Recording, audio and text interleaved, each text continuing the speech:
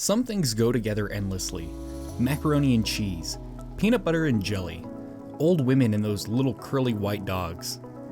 Let's dig into one iconic pair today and see where their relationship began. Today, we'll learn about the history of ice cream and its cone.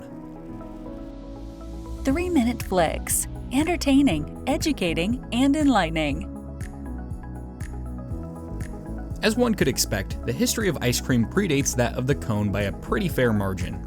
As with all culinary creations, the exact first instance of ice cream is widely debated.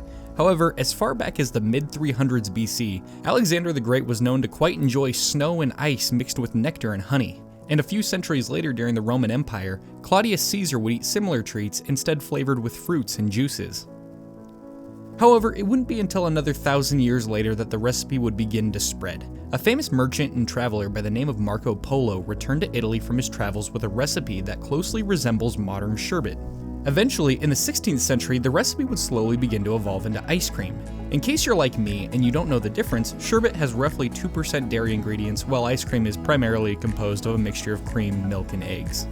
Anywho, ice cream, or as it was called in England, cream ice, became a nightly treat on the table of Charles I as a delicacy for royal guests. Luckily, as with most old royal treats, the world at large would catch on to the recipe, and being that it was made out of generally cheap and accessible ingredients, ice cream started to fill the stomachs of patrons across the world, from cafes and street vendors alike. Unlike the ice cream filling, the cone itself has a widely regarded definitive origin story.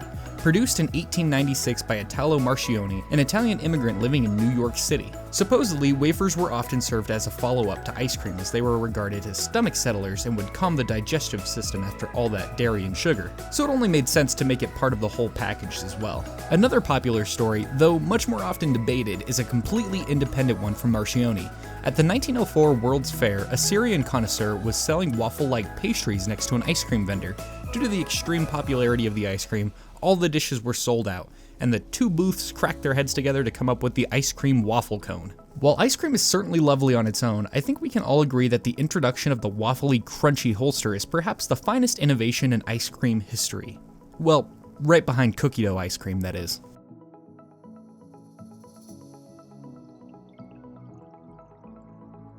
Three-minute flicks. Don't forget to subscribe and hit the notification bell.